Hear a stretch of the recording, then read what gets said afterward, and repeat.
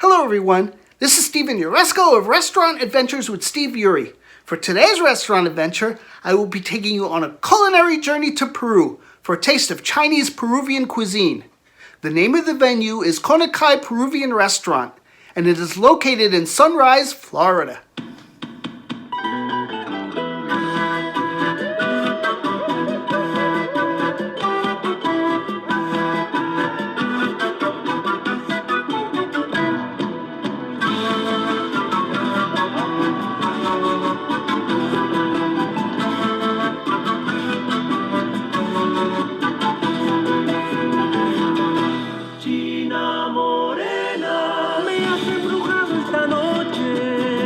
A long time ago, I discovered that my favorite cuisine of the Americas is Peruvian cuisine.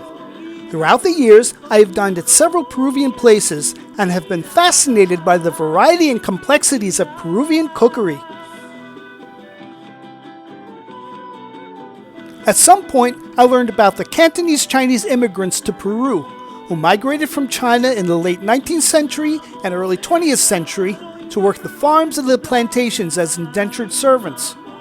The local population called them Tusan, from the Cantonese Chinese word Tusheng, referring to them as recent arrivals from China or those Peruvians whose ancestors were from China. The traditional recipes that the Cantonese-speaking Chinese immigrants brought with them were adapted to the availability of spices and other ingredients found in Peru. Thus, a fusion of Peruvian and Cantonese Chinese cooking was created, called Chifa. Today in Peru, as well as in other South American nations, Chifa cuisine has become very popular. Armed with this historical knowledge, I sought to find a restaurant in my area that served Peruvian Chifa cuisine. And as luck would have it, I discovered a Chifa restaurant in Sunrise, Florida. It is called Konakai Peruvian Restaurant. Located near the intersection of North Pine Island Road and Northwest 44th Street, not only do they serve the traditional Peruvian fare, but they also have a decent selection of Chifa items on their menu.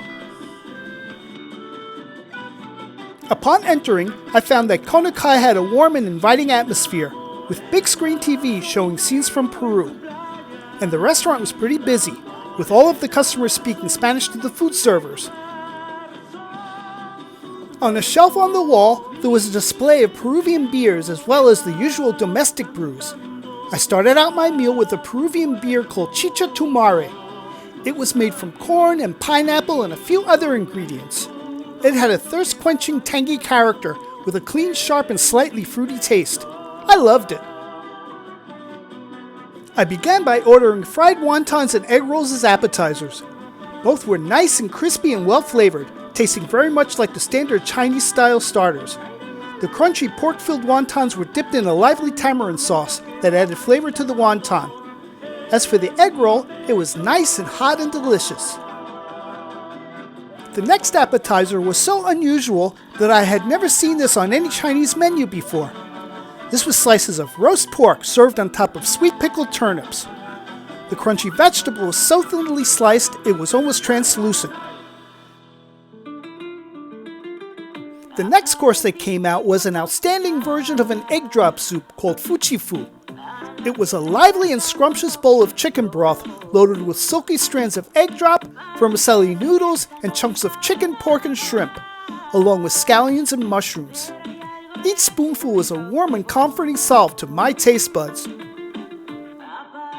My next serving was the TALLARIN SALTADO. Always one of my favorite Peruvian dishes, the standard Peruvian version is usually made with stir-fried beef, tomatoes, onions, peppers, and linguine pasta and a soy-based sauce. The Chifa version was different in that there were no tomatoes, and instead of linguine, the Chifa version was made with thin yellow egg noodles. This version also included thin slices of napa cabbage and snow peas. The TALLARIN SALTADO was followed by the FIDEO CHINO with shrimp. This was a stunningly toothsome plate of translucent crystal noodles topped with a rich sauce that was mixed with a generous amount of tender jumbo shrimp, red onions, scallions, and napa cabbage. My final serving was the roast pork with salted brown bean sauce.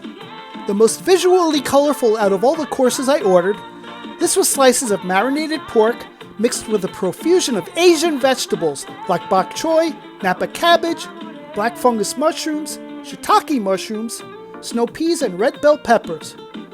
The brown bean sauce was rich and savory and complemented the Asian vegetables well. Although the place was fairly busy, my food servers were friendly and attentive. The attractive restaurant was small and intimate and comfortable. And as for the food, it was outrageously delicious. Even though Konakai is far from my house, I hope to go back soon. Well, I really hope you enjoyed this week's restaurant adventure.